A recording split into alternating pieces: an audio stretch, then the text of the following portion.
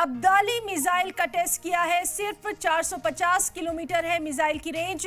भारत की कार्रवाई से खौफ में है पाकिस्तान और अब इस तरह के तमाम तर चीजें कर रहा है। तो पाकिस्तान ने मिसाइल टेस्ट किया है, अब्दाली मिसाइल का टेस्ट किया है। सिर्फ 450 किलोमीटर है मिसाइल की रेंज।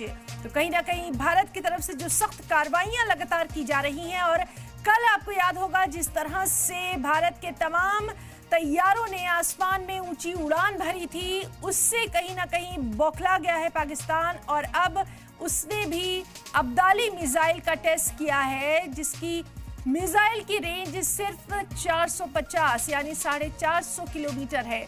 तो भारत की कार्रवाई से लगातार कहीं ना कहीं खौफ में है पाकिस्तान।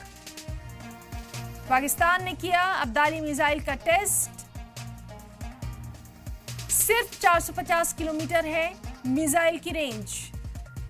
तो भारत की जो लगातार कार्रवाई है, लगातार जो हमारी सैन्य तैयारियां हैं, जिस तरह से जल थल और तमाम बहरिया नजर आ रहा है, उसको देखकर पाकिस्तान कहीं ना कहीं बौखला गया है।